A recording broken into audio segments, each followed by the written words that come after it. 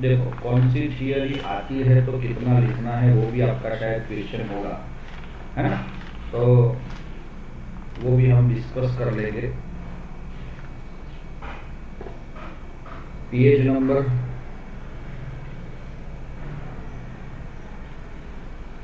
43 पे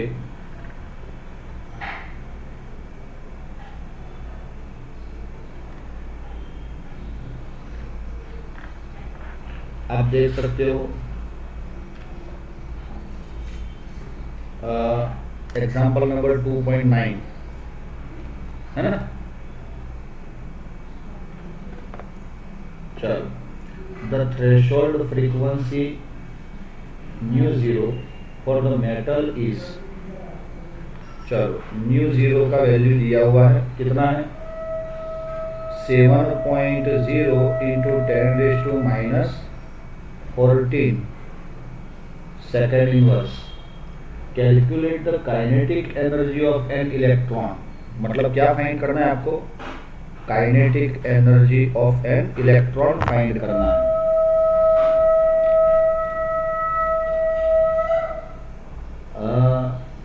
of an electron emitted when the radiation of frequency, जो भी हमने रेडिएशन पास किया है उसकी फ्रीक्वेंसी कितनी है 1.0 इंटू 10⁻14, सॉरी अच्छा ये माइनस नहीं है, ये प्लस है, और ये 15 है सेकेंड इनवर्स।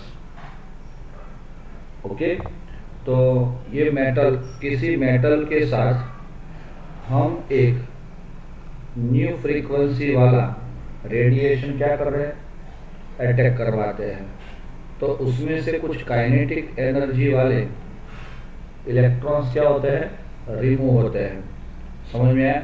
और इसके अंदर जो इलेक्ट्रॉन या पार्टिकल्स है उसकी जो फ्रीक्वेंसी है वो क्या है, nu zero. So we can write here formula for kinetic energy is equal to H nu zero, है ना, ई जीरो माइनस ई। तो ई जीरो क्या होता है, H sorry H nu zero,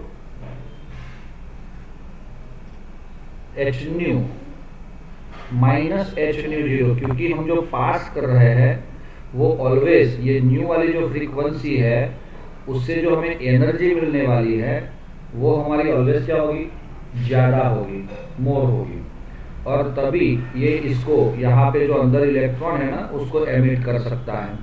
तो H new is equal minus H nu zero. तो दोनों में से अगर हम एच को कॉमन ले लेते हैं तो न्यू माइनस न्यू जीरो, तो सबकी वैल्यू लिखनी है आपको। एच का वैल्यू 6.626 इंटू 10⁻34 है ना, एंड न्यू का वैल्यू तो आपके पास है ही 1.0 इंटू 10⁻15 माइनस 7.0 इंटू 10⁻14। अच्छा,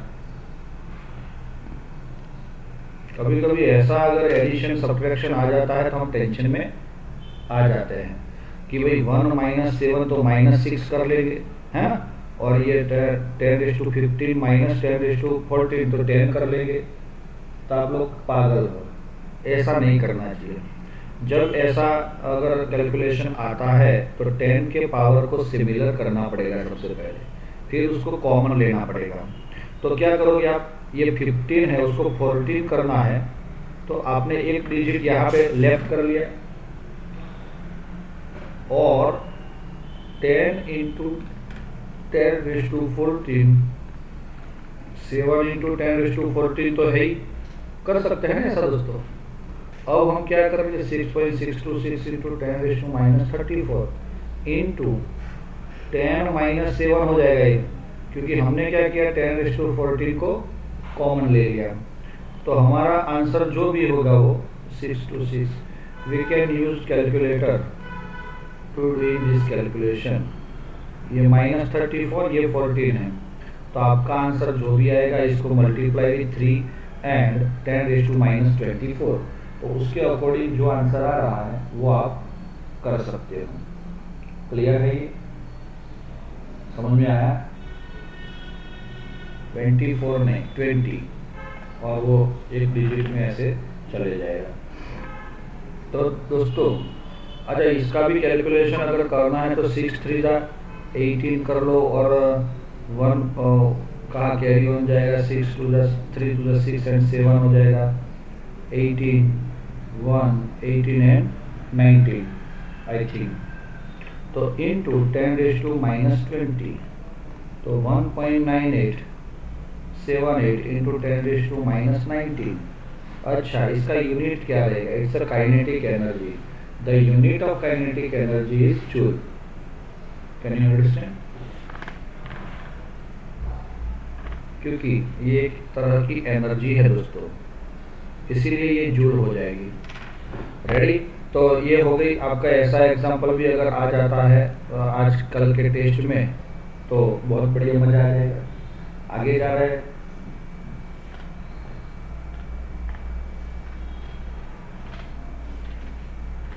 2.4 वाला बोहर का मॉडल है ना, ये भी एक इम्पोर्टेंट थियरी है दोस्तों।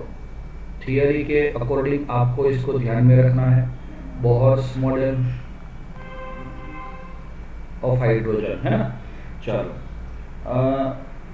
नील बोर है ये, नील बोर जिसने ये एक्सप्लेन किया हुआ है। अब यहाँ पे आपको ये सारी चीज़ लिखने की आवश्यकता नहीं है, लेकिन सीधी आप बात कर सकते हो कि भाई जब भी हम बोर का मॉडल एक्सप्लेन करते हैं तो based on following postulate first क्या है, देखो मैं यहाँ पे लिखूंगा नहीं लेकिन आपको समझाऊंगा, तो वो लिखना है आपको।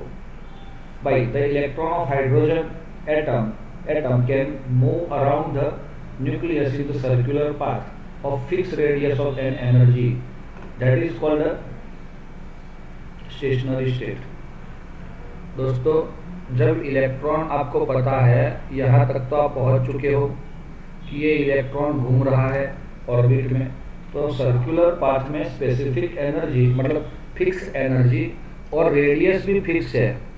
वही रेडियस पे वो क्या करता रहता है, घूमता रहता है। ऐसा किसने बताया? बोहर ने, पहले पोस्टुलेट में। और वही बोला जाता है कि भाई it is called stationary state, क्योंकि उस टाइम स्टेशनरी का मतलब क्या होगा? स्टेबल। स्टेशनरी का मतलब होगा स्टेबल।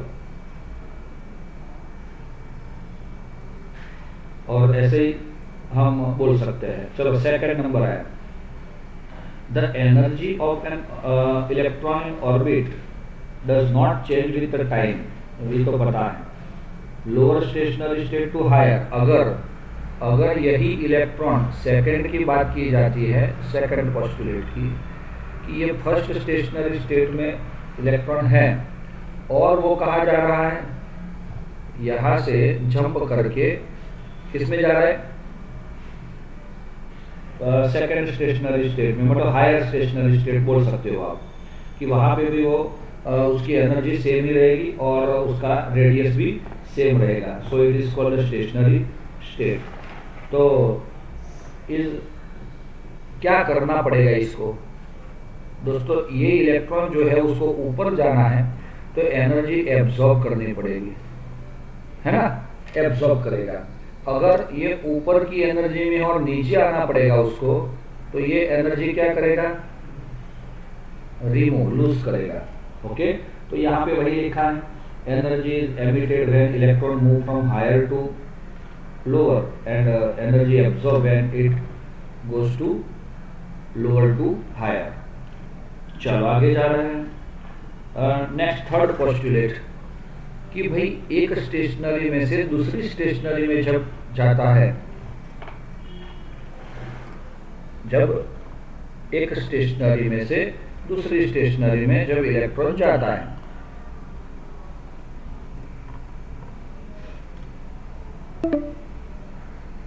तब क्या होता है दोस्तों?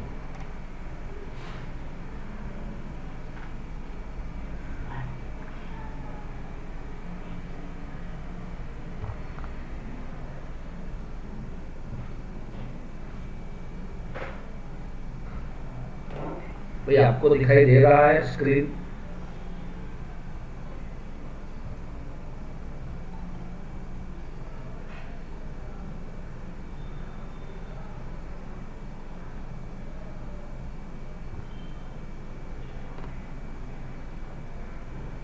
हेलो, स्क्रीन दिखाई दे रही है बेटा आपको?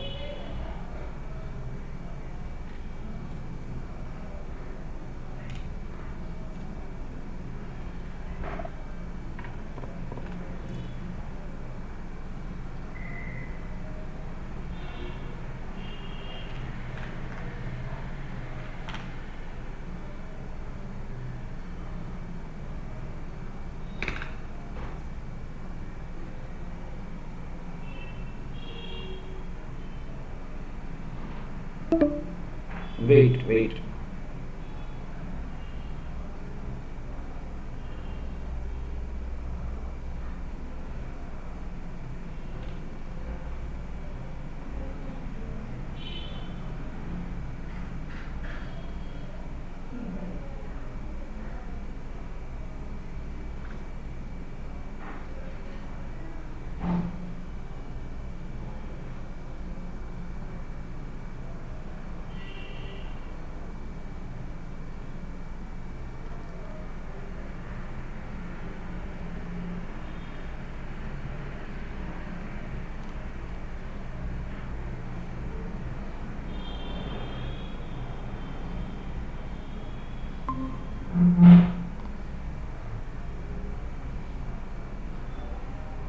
आवाज आ रही है दोस्तों?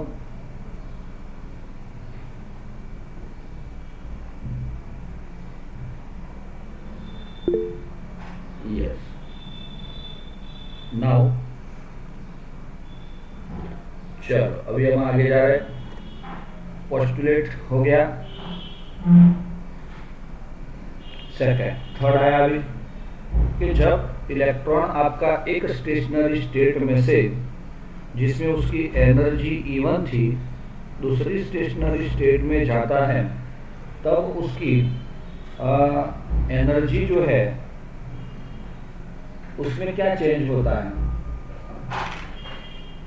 हाँ, एक स्टेशनरी स्टेट में से दूसरी स्टेशनरी स्टेट में जाता है, तो we can write here change in energy delta E is equal to E2 minus E1, और इसके अकॉर्डिंग हम लिख सकते हैं delta E is equal to H nu. अच्छा, ये फॉर्मूला तो कहीं से आया है, पता है ना आपको? E is equal to H new.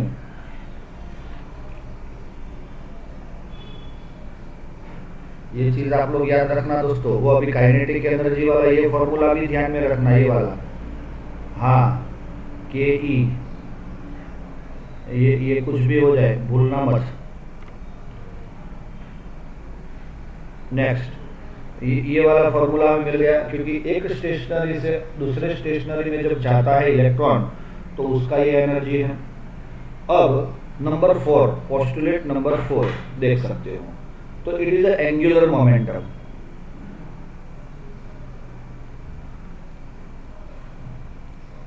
दोस्तों, एंगुलर मोमेंटम क्या होता है कि भाई जब आपका ये इलेक्ट्रॉन क्या कर रहा है, हाँ यहां से ये मूव तो कर रहा है, क्या कर रहा है?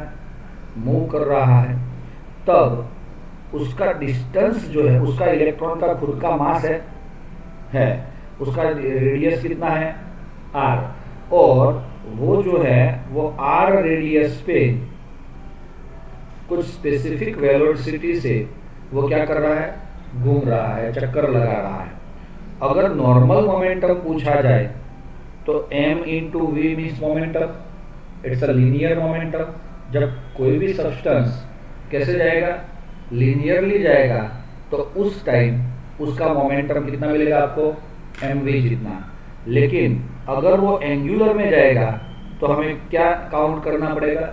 रेडियस भी काउंट करना पड़ेगा। सो एंगुलर, आपको पता है ना, सिर्फ लीनियर मोमेंटम का फॉर्मूला mv और एंगुलर का mvr is equal to nh upon 2 pi. What is n? 1 2 3 dash means n is the quantum number, principal quantum number, and n is defined by the number of orbits 1 2 3। Okay, तो ये formula आप लोग याद रखोगे दोस्तों, क्योंकि इससे आपका एमसीक्यू भी बनता है कई बार तो इतनी चीज आपको लिखनी है अगर पूछ दिया तो सर ने। नंबर 5 कि भाई फोर्थ में ही 1 2 3 ऐसे है ना कुछ, देखो stationary states of electron are numbered 1 2 3, वो तो देख लिया अभी। Integer that is called principal quantum number, है ना। हाँ, ये फॉर का ही ए है। अब फॉर का ही बी देख लो कि भाई रेडियस ऑफ स्टेशनरी स्टेट अगर आपको फाइंड करना है, ये आर समझ लो, ये जो दिख रहा है ना नीचे, नीचे जो दिख रहा है आपको फिगर, उसका आर रेडियस अगर फाइंड करना है तो R is equal to what, N square into A zero, R N is equal to, इसको गलती से भी भूलना मत, क्योंकि सीधा आपका एमसीक्यू बनता है। अगर आपने एमसीक्यू सॉल्व भी किया है ना, तो ये बहुत एमसीक्यू ऐसे होते हैं कि जो सीधा आपको आंसर देंगे। हाँ दोस्तों, अब ये ए जीरो का वैल्यू ये क्या है, 52.9, जिसको हमें कंपलसरी याद ही रखना है। और अगर ये कैसे आया तो इसका एक बहुत बड़ा फॉर्मूला है, वो हमें नहीं दिया है और वो अच्छा किया है, तो सिर्फ इतना ही याद रखना है, radius of what, radius of N orbit is equal to N square. अब एन स्क्वेयर का मतलब क्या, अगर फर्स्ट ऑर्बिट में है तो एन का वैल्यू 1 2 3 ऐसे कंटिन्यू हम इंक्रीज कर सकते हैं। चलो नंबर सी, ये रेडियस की बात हो जाएगी इसमें। फिर इसमें आएगा कि वो जो इलेक्ट्रॉन घूम रहा है उसकी एनर्जी क्या होगी। जो इलेक्ट्रॉन घूम रहा है ना आर रेडियस से, ये वाला, तो इसकी एनर्जी क्या होगी, तो उसका फॉर्मूला है minus R H 1/n square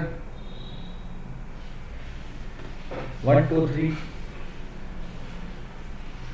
तो दोस्तों आपको ये भी पता चला होगा शायद मेरे ख्याल से कि यहाँ पे जो En है, मतलब energy of the electron which is present in the n orbit, that is called En. So now here one word is there, one symbol is there RH, और that is the Rydberg constant.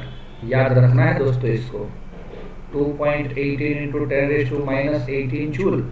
हाँ दोस्तों, तो specific orbit में, किसी भी orbit में, चलो 1 2 और 3, तो n इज इक्वल टू 3 है, और उसमें जो इलेक्ट्रॉन ये घूम रहा है उसकी अगर एनर्जी फाइंड करनी है आपको, तो ये सीधा फॉर्मूला है, सीधा फॉर्मूला, इसमें कुछ भी आपको नहीं करना है। तो रिडबर्ग कांस्टेंट को क्या करना है, रिमेंबर, और कोई रास्ता नहीं है, समझ में आया। भगवान की मेहरबानी होगी तो आपको उसका आंसर दिया जाएगा, अदरवाइज हमें याद रखना है।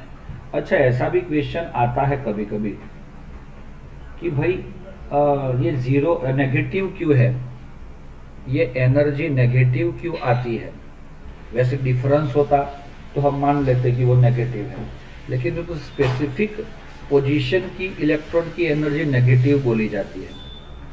अब यहाँ पे मैं बता रहा हूँ कि उसका जो रीजन है वो क्या है, क्या कर रहे हो, वो जो है उसका रीजन कि भाई जो इलेक्ट्रॉन बॉन्डेड है उसकी बात, और जो इलेक्ट्रॉन यहाँ पे फ्री है, देख सकते हो, हेलो, समझ रहे हो ना मेरी बात को। जो इलेक्ट्रॉन क्या है, बॉन्डेड है, और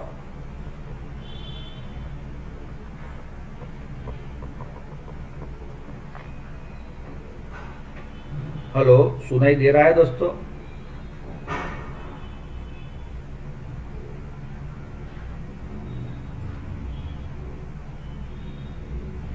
बोलते रहना, हाँ बोलते रहना, वरना क्या लोचा हो जाएगा। मैं यहाँ पे बोलता रहूंगा और आप लोग सो जाओगे उधर।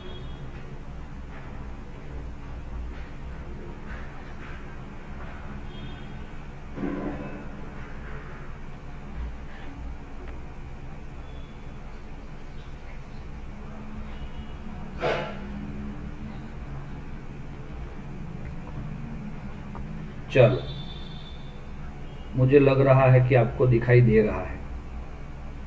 यस, नाउ यहाँ पे मैं जो बात कर रहा हूँ कि ये इलेक्ट्रॉन जब यहाँ से फ्री हो गया तो जो इलेक्ट्रॉन फ्री है उसकी एनर्जी ज़्यादा है,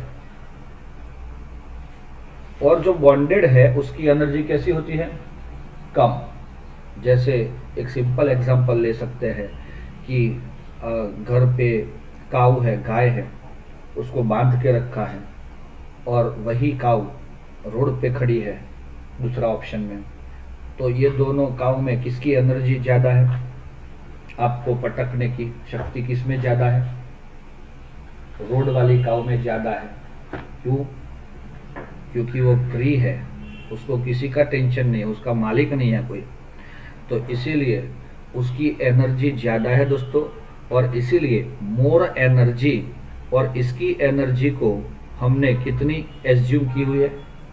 the energy of this free electron is consider zero. अगर वो जीरो है तो ये बॉन्डेड की कितनी होनी चाहिए? उससे कम, और उससे कम कितनी होती है? नेगेटिव, इसीलिए ये नेगेटिव है। आर यू रेडी दोस्तों? ध्यान में रखना।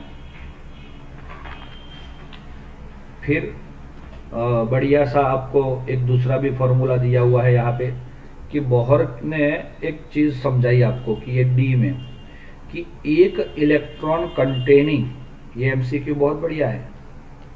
कौन? हाइड्रोजन, हीलियम का +1, लिथियम का +2, बेरिलियम का +3, है ना? तो ये एक एक इलेक्ट्रॉन होता है इसमें। क्या ये सब में एक एक इलेक्ट्रॉन है? यस, 1 इलेक्ट्रॉन कंटेनिंग जो भी स्पीसीज है, ये ले लो, ये ले लो, ये तो उसकी एनर्जी का स्पेसिफिक फॉर्मूला इसने दिया। सोचो, En is equal to -RH into 1/n² है ना, उसकी जगह Z²/n²। फर्क कोई नहीं है दोस्तों इसके अंदर। ये फॉर्मूला और ये फॉर्मूला सेम ही है। हाँ, आप सोचते हो कि सर हमें दूसरा फॉर्मूला मिल गया, आप पागल हो। ये जनरल फॉर्मूला है, लेकिन ये स्पेसिफिक सिंगल एक इलेक्ट्रॉन का वाले जो स्पीसीज है, जैसे कि हाइड्रोजन। लेकिन हाइड्रोजन के लिए Z का वैल्यू 1, इसके लिए 2, 3 और 4 रहेगा ना। Z बदल जाएगा तो सबकी एनर्जी चेंज हो जाएगी। सबके इलेक्ट्रॉन तो एक ही है, 1s में ही है, फिर भी सबकी एनर्जी कैसे मिलेगी आपको? डिफरेंट मिलती है। तो ये चीज़ भी आपको ज़्यादा ध्यान में रखने की ज़रूरत है दोस्तों। और उसी टाइम जैसे हमने उसका रेडियस माना था ना, ऐसे इसका भी रेडियस है। ऐसे ही सिमिलरली आपका ये फॉर्मूला रेडियस का क्या था? n² इंटू A0 था ना, तो बस इतना ही तो है, n² इंटू A0/Z पिकोमीटर। तो ये कोई नया फॉर्मूला नहीं है सर, उसमें तो कुछ वैल्यू दी है, तो आप लोग पागल हो। इसमें A0 इज इक्वल टू 52.9 याद नहीं रखा आपने। अब Z का वैल्यू जो है वो तो इसके अकॉर्डिंग आपको कौन सा एलिमेंट या आयन दिया है उसके अकॉर्डिंग आप लिख सकते हो। नहीं समझे दोस्तों? समझ ही जाना पड़ेगा। चलो, क्लियर है ये? तो ऐसे कब कौन सी एनर्जी क्या देखना है, ये बोहर मॉडल के अंदर से आपको बहुत ज़्यादा एमसीक्यू भी बन सकते हैं फ्यूचर के लिए।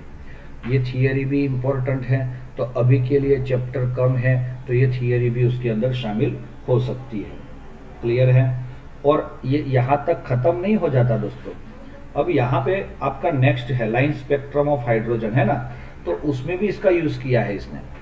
कैसे, वो मैं बताता हूँ। कि आपने ये फॉर्मूला लिखा कि अगर En is equal to -RH 1/n², ये फॉर्मूला लिखा आपने। तो अगर कोई इलेक्ट्रॉन एक स्टेट में से, या तो एक स्टेशनरी स्टेट से दूसरे स्टेशनरी स्टेट में जाएगा, तब क्या करेगा? एक ऑर्बिट में से दूसरी ऑर्बिट में जाएगा, तो आपको उस टाइम EI मतलब initial -RH n² and EF is equal to -RH NF², yes और नॉट? अब ये दोनों का अगर आप डिफरेंस लोगे, क्योंकि आपको तो डेल्टा ई फाइंड करना है, तो ई एफ माइनस ई आई, तो डेल्टा ई मिल जाएगा आपको। अगर ये सारी वैल्यू रख रख के आपको अगर सब कुछ आता है, एडिशन समेशन सब कुछ, तो 1/n(i² माइनस 1/n(f²) मिलेगा। हाँ या ना? चलो रेडी दोस्तों, अरे एकदम इजी है ये। तो ये फॉर्मूला आपको कंपलसरी याद रख लेना है, क्योंकि सीधा एग्जाम्पल भी इसके तहत आ जाता है। अब आपने एक चीज पता है, delta E is equal to H nu पता है। अगर वही एच न्यू इसमें रख दिया जाए तो क्या हो जाएगा? R H 1/ni²/1/nf²। कुछ भी नहीं है दोस्तों। मुझे अभी सब्जेक्ट बनाना है फ्रीक्वेंसी न्यू को R H upon H 1/ni² and 1/nf²। अच्छा, ये दोनों की वैल्यू तो आपके पास कांस्टेंट है, अगर वो रख लोगे तो बढ़िया से 3.29 × 10⁻⁻15 1/ni² 1/nf² न्यू मिल जाएगा। तो ये भी आप याद रख सकते हो या समझ के आगे जा सकते हो, लेकिन जब सीधा फ्रीक्वेंसी पूछा है और अगर आप ये सारी चीज करना चाहते हो, करके आगे जाना चाहते हो, तो टाइम बढ़ जाएगा। तो इसीलिए हो सकता है तो आप लोग इसको भी याद रख लो, जो मैंने ब्रैकेट बनाया है। अभी और भी एक चीज है उसमें, वेव नंबर्स है। अब आपको वेव नंबर के बारे में तो पता है ना, new is equal to c/λ। ये फॉर्मूला कहीं पे सुना है आपने? है। और wave number nu bar is equal to 1/λ, ये भी सुना होगा शायद। हाँ या ना? अगर मैं इक्वेशन जो 1 मैंने ऊपर वाला लिखा है उसमें न्यू को सब्जेक्ट बना लूं, सॉरी लेमडा को सब्जेक्ट बना लूं, तो क्या मिलेगा? c/न्यू। अरे हाँ या ना? अगर यही लेमडा में इक्वेशन नंबर 2 में डाल देता हूं, है ये equation number 1 and equation number 2, तो मुझे क्या मिल जाता है? 1/λ है तो 1/c/न्यू, यस और नॉट? तो न्यू/c। अरे हाँ यार, ये तो बहुत बढ़िया हो गया। तो अब मैं यहाँ पे ये न्यू बार अगर मुझे लिखना है तो मैं क्या करूँगा कि सर यहाँ पे तो ये आपका न्यू है और न्यू वाला फॉर्मूला तो 10⁻15 1/ni²/1/nf²। अपॉन क्या होगा? c का मतलब क्या? हाँ, 3 × 10⁸8। तो ये दोनों का अगर आप बुका निकाल दोगे तो you got the wave number nu is equal to 1.something 09677 × 10⁻7 1/ni² minus 1/nf²। तो देखो ये तीसरा फॉर्मूला भी आपको सिर्फ वैल्यूज ही याद रखना है ना। ये यहाँ पे तो आर एस था, उसका तो वैल्यू है, यहाँ पे तो आपने वो दोनों का डिवीजन करके ये फॉर्मूला ला दिया। तो ऐसा ही करके आप लोग उसको सीधा याद रख सकते हो दोस्तों। मुझे लग रहा है कि आपको समझ में आ गया है। उसके अकॉर्डिंग देखो प्रॉब्लम 2.10 है ना। तो दोनों की wave frequency, what is the frequency and wavelength of the photon emitted during the transition from n is equal to 5 to n is equal to 2. What is the meaning of n is equal to 5? So it is the ni and nf is equal to 2. 5 में से 2 में आ रहा है, बस सीधा। तो वो energy क्या करेगा? लूज करेगा। तो दोस्तों कौन सा फॉर्मूला यूज करोगे आप लोग? यही वाला ना, डेल्टा ई, क्योंकि you want what? You want frequency new and wavelength lambda, ये दो चीज आपको चाहिए। तो ये सीधा तो ये अगर देखो दोस्तों, अगर आप में थोड़ा सा बुद्धि है तो क्या कर सकते हो, ये सीधा न्यू वाला फॉर्मूला भी यूज कर सकते हो। यस दोस्तों, ऐसा जरूरी नहीं है कि आप सिस्टमेटिक जो दिया हुआ है उसके अकॉर्डिंग जाओ, ये सीधा ले सकते हो। अगर न्यू मिल गया तो आपके new is equal to c/λ है, तो वो लेमडा को सब्जेक्ट बना के आप दूसरे में लेमडा भी फाइंड कर सकते हो। तो मैं ये कैलकुलेशन नहीं करवाऊंगा आपको। रेडी? उसके बाद 2.11 calculate the energy of associate with the first orbit of He+। ओहो, He+ मतलब एक इलेक्ट्रॉन वाली बात आई। तो एक इलेक्ट्रॉन वाली बात के अंदर what is the radius of orbit, तो उसका फॉर्मूला हमने बढ़िया से लिखा था शायद, Rn is equal to A0 into what n square upon z को साथ में रखना है, याद रखना। वो कॉमन फॉर्मूला जो ऊपर था उसमें भी z आता है, लेकिन उन्होंने नहीं लिखा था। तो सब कुछ है आपके पास। ये जो z लिया है आपने वो क्या है दोस्तों? z का वैल्यू क्या लोगे आप लोग? हाँ,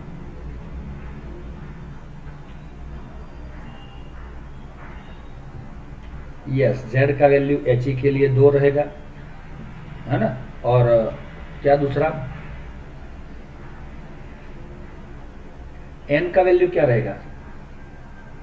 n का value, what is the value of n for He? He+,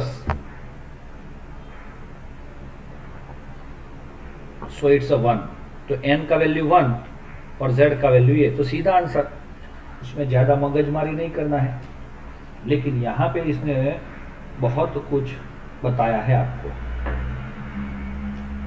कि भाई आपका En पहले फाइंड किया उसने एनर्जी, लेकिन यहाँ पे हाँ एनर्जी भी फाइंड तो करनी है ना बेटा हमें। तो एनर्जी का कौन सा फॉर्मूला था? En is equal to RH into En is equal to RH, लेकिन शायद माइनस था, है ना? शायद नहीं सर, माइनस ही था। ये रहा ना ऊपर ये, हाँ, इंटू क्या दोस्तों, z² अपॉन n², बरोबर। तो ये फॉर्मूला के अकॉर्डिंग यहाँ पे n का वैल्यू क्या लिखना है आपको?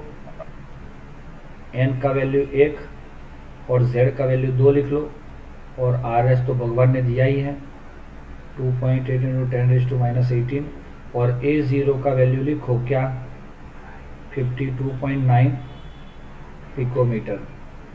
ओके, वो लिखो तो आप पिकोमीटर में आपका आंसर आएगा। नैनोमीटर लिया है तो नैनोमीटर में आया है, इसीलिए ज़्यादा टेंशन नहीं लेना है। हाँ, आपको अगर पसंद है पिकोमीटर तो पिकोमीटर लेके भी आंसर ला सकते हो।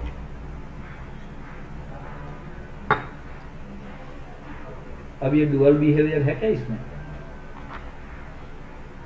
बेचारा मोगली आया अभी है, ये बेचारा द ब्रोगली जो है ना ड्यूअल बिहेवियर के लिए। हाँ, ये आप लोग इसको अच्छे से ध्यान में रखना। मोगली को सब जानते हैं लेकिन बोगली को ज़्यादा नहीं जानते। तो ये मोगली नहीं है, ये बोगली है। बोगली नहीं, ब्रोगली। उसने दोस्तों आपको, ये कोई ऑब्जेक्ट है, वो ऑब्जेक्ट मूवेबल है, किसमें है? मूविंग में है। तब उसकी वेवलेंथ फाइंड करने का उसने क्या बताया है? फॉर्मूला। किसी भी ऑब्जेक्ट जो मूविंग में होता है, वो छोटा या हो बड़ा हो, तो उसका lambda is equal to h upon P. हाँ, ये प्रोसेस तो बहुत सारे बेचारे ने की है। और h अपॉन एम वी, क्योंकि p का फॉर्मूला है एम वी, तो वहां पे आप लोग लिख सकते हो। समझ में आया? ये क्लियर है दोस्तों? बच्चे लोग क्लियर है? तो बाकी का थियरी पार्ट है कि आपने इलेक्ट्रॉन को कैसे किया, क्या किया, वो किया, लेकिन ये बहुत ही इंपॉर्टेंट है आपके लिए। 2.12 आया, what will be the wavelength of ball of mass this. तो दोस्तों वेवलेंथ फाइंड करना है किसका? इसका वेवलेंथ ऑफ लैम्बडा फाइंड करना है। एक बॉल है दोस्तों, उसका वेट कितना है? m 0.1 kg है। वेलोसिटी भी दी हुई है, velocity v is equal to 10 metre per second. तो दोस्तों अभी आपको लेमड़ा फाइंड करना है, तो कौन सा फॉर्मूला, सीधा एच अपॉन। तो दोस्तों ये जो है आपका केजी और मीटर पर सेकेंड क्या सेम यूनिट्स है? चलेगा कि चेंज करना पड़ेगा यूनिट्स को? बताओ जल्दी, बुक में देख के क्यों बोल रहे हो?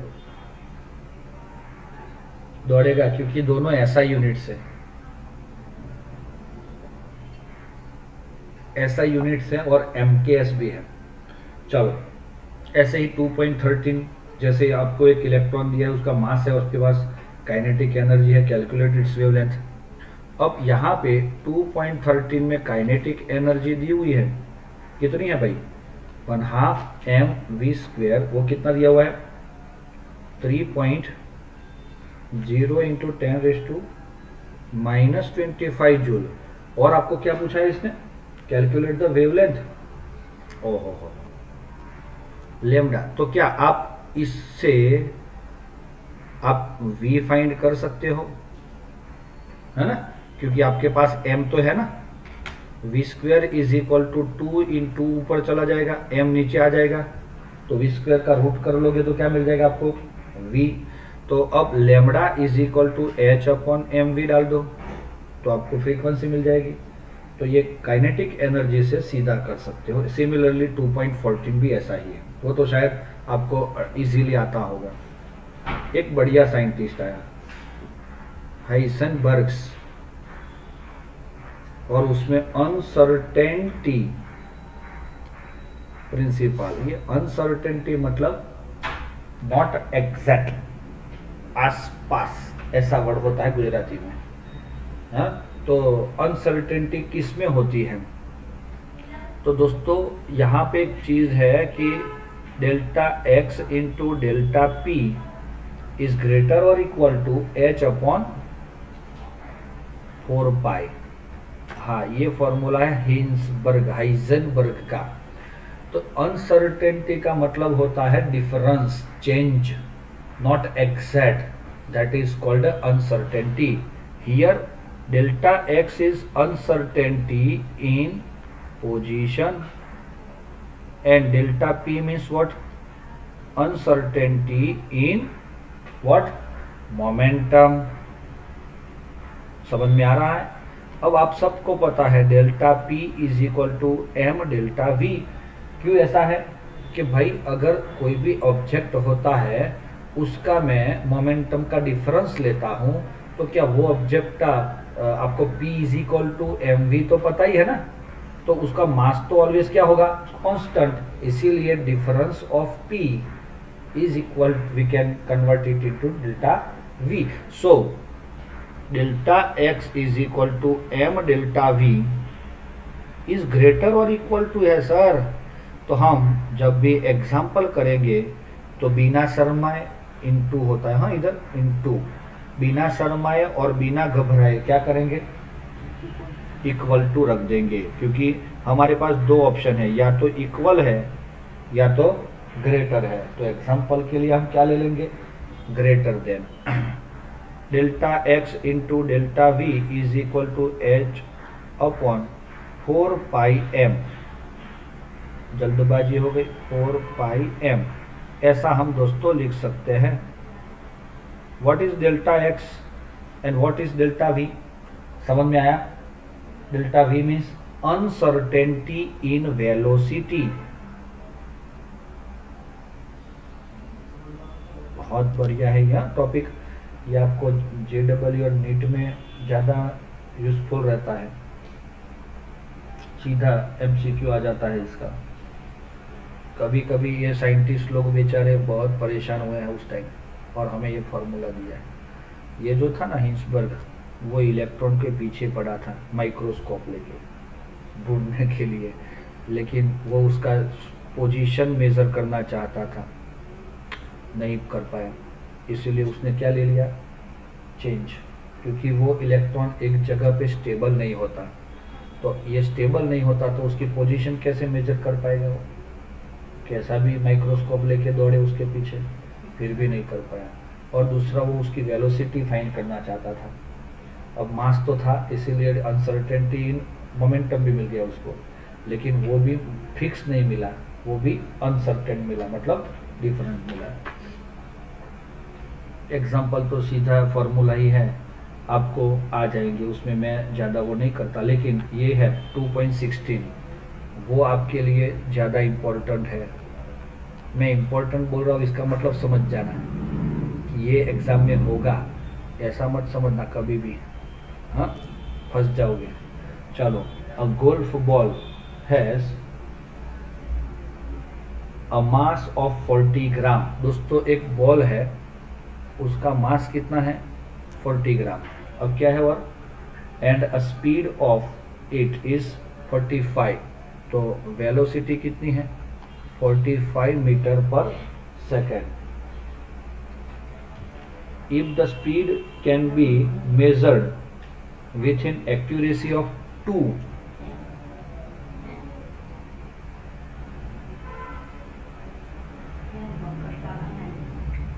भाई एक्यूरेसी ऑफ स्पीड इज 2%, बहुत बढ़िया, मजा आएगा।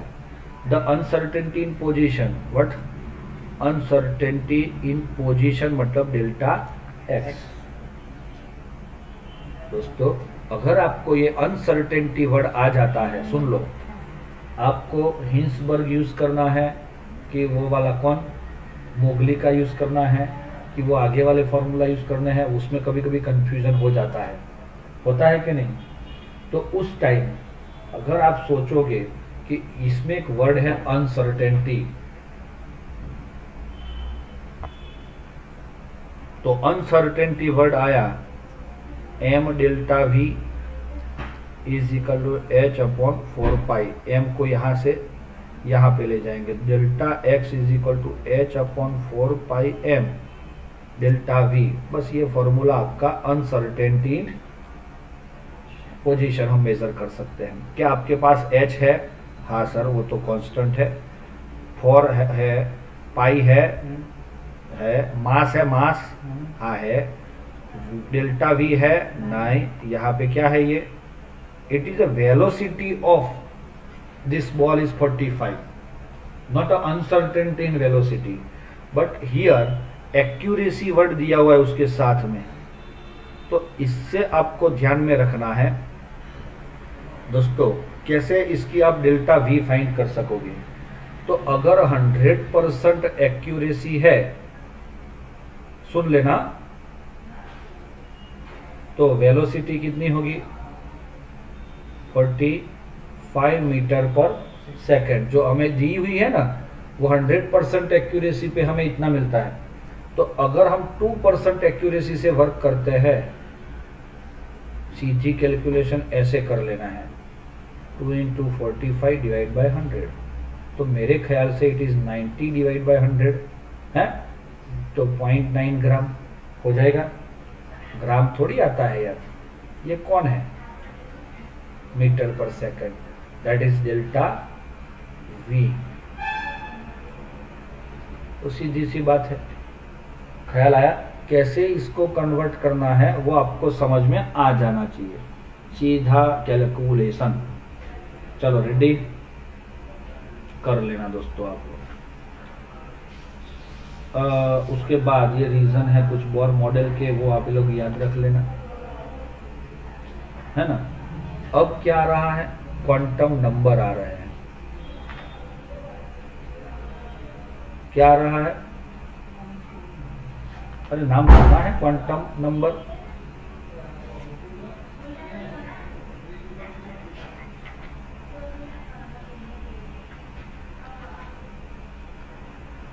हाँ दोस्तों, अब ये क्वांटम नंबर में पहला है प्रिंसिपल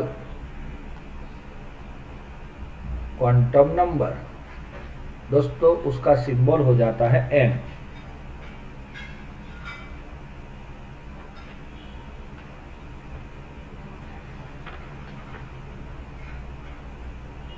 प्रिंसिपल क्वांटम नंबर, दोस्तों ये आपको मैं एक सारे क्वांटम नंबर इसी में ही बताना चाहता हूँ।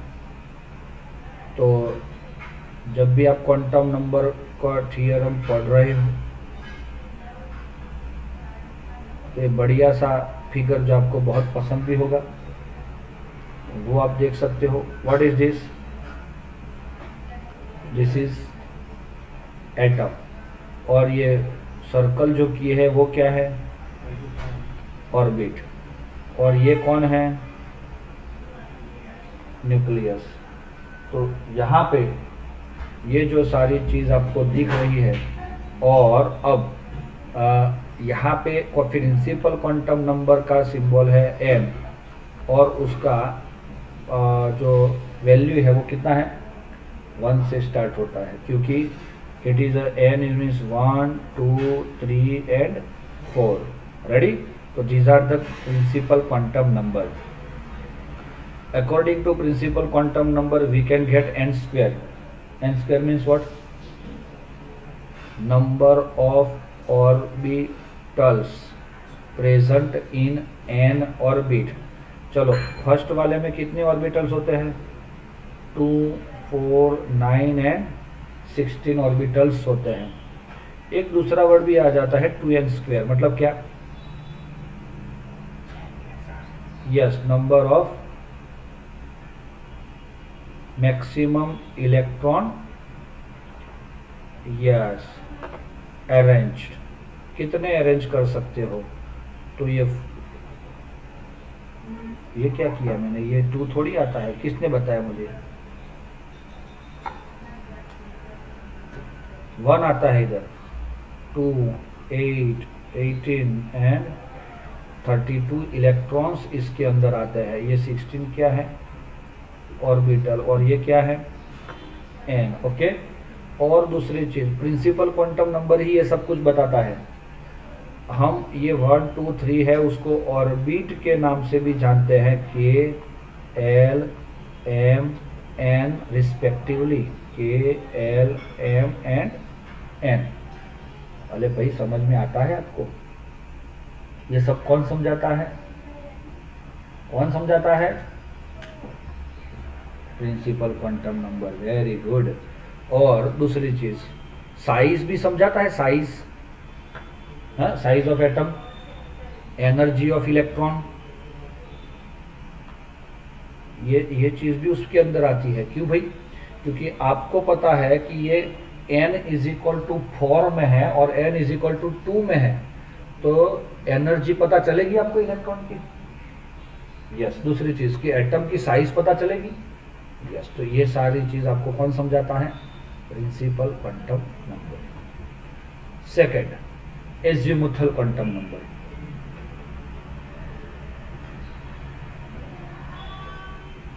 हाँ बेचारा, उसको तो एल बोला जाता है, एल, एजीमुथल।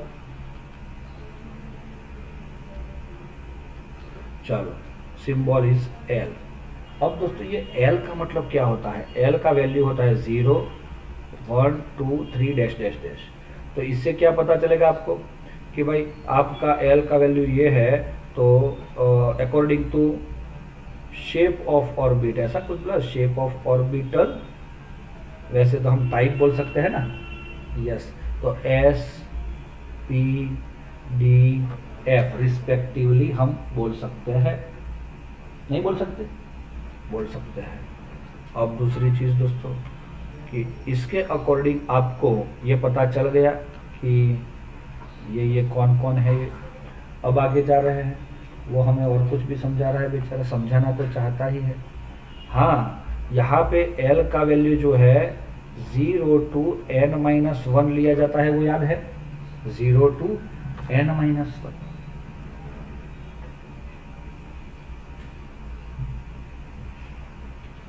अब यहाँ पे n का वैल्यू आपने 1 लिया है, सुनो, फॉर्मूला नंबर L के अंदर आपने n का वैल्यू 1 लिया है, तो L का वैल्यू क्या हो जाएगा, yes, 0 to dash dash dash 0। तो आपकी s ऑर्बिटल ही उसमें आती है, इसीलिए यहाँ पे ये एक ऑर्बिटल को हम क्या बोलते हैं, s। चलो n इज इक्वल टू 2 लेते हैं, तो l इज इक्वल टू क्या आएगा, 0 तो है ही, और 2 - 1 हो जाता है, और इसीलिए 0 and 1, और 0 के लिए s ऑर्बिटल और 1 के लिए p ऑर्बिटल आती है। समझ में आया? आगे n is equal to 3, 0 1 2 s p d orbital, और n इज इक्वल टू 4, 0 1 2 3 तो s p d f, हाँ ना। तो यहाँ पे s था, यहाँ पे s p था, यहाँ पे s p d था, और यहाँ पे s p d f था। तो ये अजीमुथल आपको ये बेचारा समझाता है। अब उसके बाद कौन आया? मैग्नेटिक ऑर्बिटल आया। अच्छा, दूसरी चीज भी हम तो भूल जाते हैं, इतना इंपॉर्टेंट थी। हाँ, एजीमुथल हमें ये समझाता है n प्लस एल, वो क्या है? Energy of orbital. ये क्यों भूल जाते हो आप लोग? It is called energy of orbital, तो ये कभी भूलना नहीं है। n मीन्स क्या? Number of orbit, and l means क्या? Type of orbital. तो ये 1s 2s 2p 3s ऐसे ऑर्बिटल की जो एनर्जी फाइंड करते हैं ना, वो इससे करते हैं। आगे जाना है कौन सा? मैग्नेटिक के अंदर। मैग्नेटिक के अंदर क्या है? मैग्नेटिक क्वांटम नंबर के अंदर दोस्तों उसका सिंबल है m, और उसका फॉर्मूला मेरे ख्याल से -l 0 प्लस l। इतना देसी और इजी लग रहा है, अगर आप अपने बुक में देखोगे तो बहुत टेंशन आ जाएगा आपको। -l माइनस l -1 -l -2 ऐसा बताया है, तो वो भी आपको याद रखना है। हम नहीं बोलते उसको याद नहीं रखना ऐसा। चलो, अब यहाँ पे इससे क्या पता चलता है? अगर हम l इज इक्वल टू 0 लिख लेते हैं सब लोग, तो कौन सी ऑर्बिटल आई? s orbital. तो m का वैल्यू क्या होगा? -0 0 m प्लस 0 मीन्स 0, तो 1 value I. So sub orbital of s is 1. No has a suborbital. No suborbital are present with the s. If we put here l is equal to 1, then it's a p orbital. But value of m is -1 0 and +1. So p has a 3 subshells. Yes or not? px, py and pz. l is equal to 3, तो d orbital, so m is equal to -2 -1 0 +1 and +2, और उसके सब shell कितने मिले? 5। dxy dyz dz2 dx2 -y2 and dz2 dxy yz zx dx2 -y2 and dz2। तो ये d orbital आई। ऐसे l is equal to 4 लोगे तो f orbital m is equal to -3 -2 -1 +1 +2 and +3। तो ये 7 ऑर्बिटल ऐसे मिल गए ना आपको। बढ़िया है काम ये तो ऐसे आप सब शेल फाइंड कर सकते हो दोस्तों। तो क्लियर है what is the use of magnetic quantum number? तो कुछ भी नहीं सर, यही समझ सकते हैं कि सब ऑर्बिटल कितने हैं वो। रेडी? अब ये सारी चीज अगर आप यहाँ पे एरोप्लेन में डाल दोगे तो s का सब ऑर्बिटल एक ही है, s का एक है, लेकिन p के 3 है, तो 1 + 3 = 4 मिल गया आपको। यस, 1 3 और 5 टोटल कितने हो जाएंगे? 9। तो आपने देखा यहाँ पे 9 है। 1 3 5 7 मतलब कितने हुए? 16। तो ये 16 है कि नहीं? तो ऐसे ही आप सारे ये जो मैंने बताया था आपको पसंद आना चाहिए, जो है क्या सर्कल, वो आपको पसंद आना चाहिए।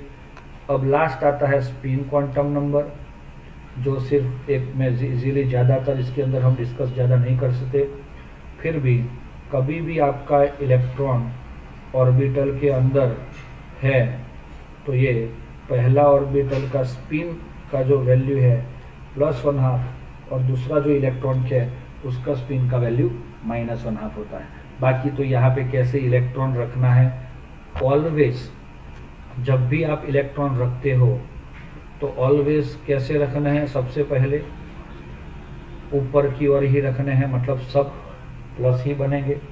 अगर वो भर जाते हैं तो फिर नीचे की ओर, लेकिन जब भी पहला इलेक्ट्रॉन आता है तब वो ऑलवेज अप डायरेक्शन वाला ही एरो रखना है, मीन्स +1/2 रखना है। ये चीज़ भी आप लोग ध्यान में रख लेना। क्लियर है? ये आगे जा रहे हैं। बाकी तो नोडल सरफेस है जो शेप ऑफ एटॉमिक ऑर्बिटल के अंदर S के अंदर नोडल सरफेस और P के अंदर नोडल सरफेस। तो आपको पता है NS में नोड्स कितने होते हैं, n-1। मतलब क्या, कितने भाई, अगर आपका ऑर्बिट n = 2 है तो 2s में कितने नोड होते हैं, 1, क्योंकि ये 2s का मतलब हो गया कि n = 2 ले लो तो इट इज 1। क्लियर है दोस्तों कि नहीं है?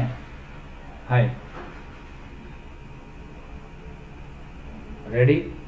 आगे तो दोस्तों ये शेप भी दिए हैं कुछ बढ़िया से। आपको ये चीज़ याद रखनी है बेटा कि भाई कैसे नोडल मिलते हैं, ये ध्यान में रखना है, ये थियरी में नहीं आएगा, लेकिन हाउ इट पॉसिबल, कैसे नोड्स होते हैं। इलेक्ट्रॉन का अरेंजमेंट जब साइंटिस्ट लोगों ने ट्राई किया कि एस ऑर्बिटल में इलेक्ट्रॉन कैसे हैं, तो देखा तो उनको एक ज़्यादातर यहाँ पे इलेक्ट्रॉन डेंसिटी मिली। फिर वो पथ से थोड़ा थोड़ा दूर जाते हैं तो इलेक्ट्रॉन डेंसिटी कम होती रहती है। समझ में आया? हाँ, आपको बता दिया कि सर ये ऑर्बिट है, ऑर्बिटल है, तो ऐसा नहीं चलेगा। इसमें इलेक्ट्रॉन की जो पॉसिबिलिटी सबसे ज़्यादा मिलने की है, that is its original path of the electron. उसके अगल बगल में भी थोड़ा बहुत इलेक्ट्रॉन की चांसेस रहते हैं, लेकिन जहाँ पे ये 100% यहाँ पे मिलता है 100%, उसके अगल बगल में थोड़ा सा नज़दीक जाओगे तो यू विल गेट इट्स 90%, और यहाँ पे तो ऑलमोस्ट 5 to 10% जितना ही वो इलेक्ट्रॉन मिलता है बीच में और बाहर। तो इसीलिए वो नोडल स्पेस माना जाता है जहाँ पे probability to finding electron is more than 90%. That is what? That is called orbital. और जहाँ पे इलेक्ट्रॉन नहीं मिल रहा है that is called nodal plane। देख लेना px का डंबल। दोस्तों किसी का भी अगर आपको डंबल ड्रॉ करना है, आपने ये इसको x और इसको y और इसको z लिखा है, तो ये कौन है? ये डंबल px दिखाई दे रहा है। हाँ, अब यहाँ पे भी हमने x, y और z लिया है। If we want to draw a py, then on the y axis, if we want to draw a pz, okay दोस्तों? अरे यस और नॉट? यस। तो ये ऐसे ही px, py एंड pz जो specifically overlap with that axis.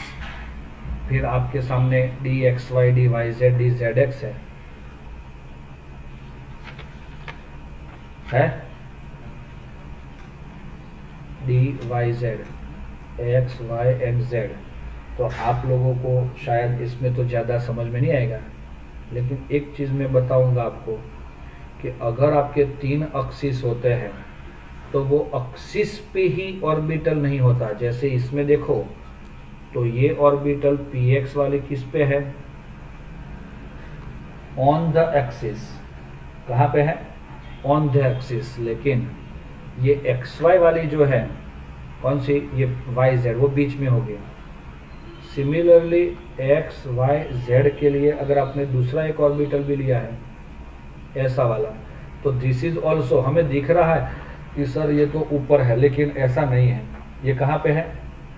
Between the axis, यहाँ पे भी बिटवीन और यहाँ पे भी बिटवीन, और इसको हम क्या बोल सकते हैं? X Y, Y Z. ये एक्स वाई है और ये वाई जेड है। और इसके अकॉर्डिंग तीसरा वाला, ये ऑलमोस्ट सबके डायरेक्शन थोड़े थोड़े चेंज करने हैं आपको, एक्स वाई और जेड। और आप ऐसा नहीं है कि यही टाइप का एक्स वाई बनना चाहिए, ऐसा कुछ नहीं है। हाँ, लेकिन तीनों सेम नहीं हो जाने चाहिए, ऐसा करके दिखा दिया। अब D Y Z Z X, अब कौन आया? D X square minus Y square, वो specially overlap on the X axis and Y axis, वो एक्सिस पे ही होता है। और डी जेड स्क्वेयर जो है वो कहाँ पे होता है? जेड पे होता है। और एक जो ऑर्बिटल है बीच में जो रिंग बताई ना, वो तीनों एक्सिस पे होती है। ये रिंग जो दिख रही है वो तीनों एक्सिस पे होती है। तो ये चीज़ आप लोग ध्यान में रख लोगे। और देखो, नोडल के लिए आपको एक लास्ट फॉर्मूला भी दिया हुआ है। The total nodal plane are given by n-1। तो एंगुलर नोड का मतलब क्या है दोस्तों, ये याद रख लो। Angular nodes is equal to small l।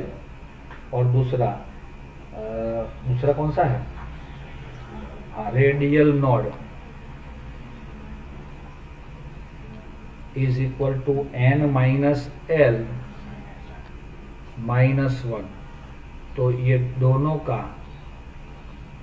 Total करोगे तो n-1 मिलता है। ये इम्पोर्टेंट है MCQ के लिए दोस्तों, इसको भूलना मत गलती से भी।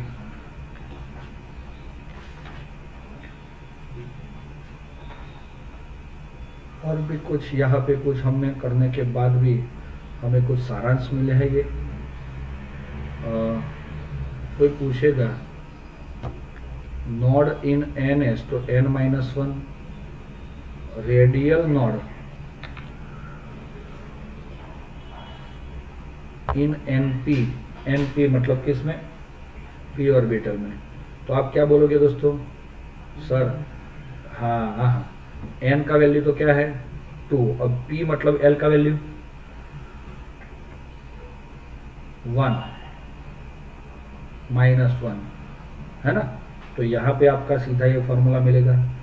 n का वैल्यू तो n ही रखोगे, यहाँ पे n-2 आएगा आपका आंसर। और यहाँ पे ये एक चीज लिख लो, in plane node of NP and ND is equal to 0। Plane surface होता है तो समझ लो नोड कैसे है? 0 है। जैसे कि आपका ये DZ वाला है ना, जो प्लेन में है सारे ऑर्बिटल में, उसके अंदर ऐसा होता है। अब उसके बाद टॉपिक देखते हैं एनर्जी ऑर्बिटल। तो दोस्तों 1s is equal to 2s, नहीं, 1s is less than 2s and 2p is less than 3s, 3p 3d is less than 4s, 4p 4d and 4f is less than s। तो ये क्या दिखाया? एक किसके लिए है? Only hydrogen. ओनली हाइड्रोजन के लिए अगर कोई पूछेगा, MCQ है यहाँ, याद रखना कि भाई इसकी एनर्जी क्या रहेगी। तो आपको 60 पेज पे लिखा हुआ है, thus the energy of the total orbital of the hydrogen atom is increased in forward this direction. For other 1s is less than 2s is less than 2p is less than 3s is less than है 3p is less than 4s is less than 3d। समझ में आ रहा है? ये जो है वो other के लिए है, हाइड्रोजन के लिए क्या है, ये ऊपर वाले, बाकी सब के लिए हम जो एनर्जी देखते हैं वो। ये बीच में बहुत सारी चीज दी हुई है, तो इसने यही बताया है कि n plus L gives energy of orbital. ये तो पता है ना, अगर ये कंडीशन में सेम एनर्जी मिल जाती है तो आपको क्या देखना है, प्रिंसिपल क्वांटम नंबर, जो बड़ा उसकी एनर्जी ज्यादा। तो ये बताया है इसमें बेचारे ने इधर। ओके, हाँ, पूरा टेबल भी उसके अकॉर्डिंग ध्यान में रखना है। फिर इलेक्ट्रॉनिक कॉन्फ़िगरेशन नाम सुना है आपने, वो तो अभी आपको सबको पता ही है, 1s 2s 2p 3s 3p 4s 3d। तो ये क्या है, 1s 2s 2p 3s 3p 4s 3d। क्या है ये दोस्तों, ऑर्बिटल्स का बॉक्स, जिसमें हम इलेक्ट्रॉन को बिठाएंगे ट्रेन में और उसको घुमाएंगे, क्योंकि ये एनर्जी के अकॉर्डिंग है। मैं हाइड्रोजन की बात कर रहा हूँ, तो कौन सा नंबर है इलेक्ट्रॉनिक कॉन्फ़िगरेशन, एक ही इलेक्ट्रॉन है तो 1s1 हो गया, 1s2 हीलियम के लिए, 1s2 2s1 lithium, 1s2 2s2 कौन आया, समझ में आ रहा है मैं क्या बता रहा हूँ? यस। फिर बोरॉन के लिए 1s2 2s2 2p1। अच्छा, इलेक्ट्रॉन इसमें से इसमें गया, भरने के बाद गया कि पहला चला गया, ऐसा किसने बताया है? आउफबाउ ने बताया है कि भाई सबसे पहले एनर्जी जो है वो least electrons are arranging in the least energy containing orbital, then they are goes to the higher energy if they are filled. दूसरी चीज पाउली बता गया है कि ये दोनों का जो स्पिन है ये एक दूसरे से क्या होते हैं, ऑपोजिट होते हैं, होने चाहिए। क्या मीनिंग हो जाएगा इसका है? हाँ, क्योंकि ऐसा नहीं है तो पाउली गुस्से हो जाएगा, नाराज हो जाएगा, तो ऐसा नहीं करना है। और तीसरा है हुंड, तो हुंड ने ऐसे बताया है कि अगर ऐसी ऑर्बिटल्स है जिसकी एनर्जी सेम है तो उसके अंदर इलेक्ट्रॉन सबसे पहले हाफ फिल रहते हैं या तो पैरेलल रहते हैं। So this kind of reason laws are use. आप स्पेसिफिकली उसके कुछ मेन पॉइंट्स भी आप दिमाग में रख लेना, क्लियर है? क्योंकि ये भी थोड़े से इम्पोर्टेंट है दोस्तों। बाकी इलेक्ट्रॉनिक कॉन्फ़िगरेशन के लिए तो मुझे आपको पूछना ही नहीं है, बताना ही नहीं है, आप मास्टर ही हो, वो तो मुझे पता है। आपको इतना पता होना चाहिए D5 और D10, तो ये कौन से हैं, स्टेबल, स्टेबल है कि नहीं है? यही इलेक्ट्रॉनिक स्प्रेड जो होते हैं वो स्टेबल होते हैं, क्योंकि वो हाफ फिल है और वो फुल फिल है। बाकी सब जो है वो कैसी है, इनकम्प्लीट है। इसीलिए हम बोल सकते हैं कि दे आर स्टेबल। क्लियर बेटा? तो रखते हैं यहाँ तक। हाँ, तीसरा चैप्टर अगर आपको करना है तो अगर आप इच्छते हो तो हम शाम को भी थोड़ा बहुत टाइम ले सकते हैं।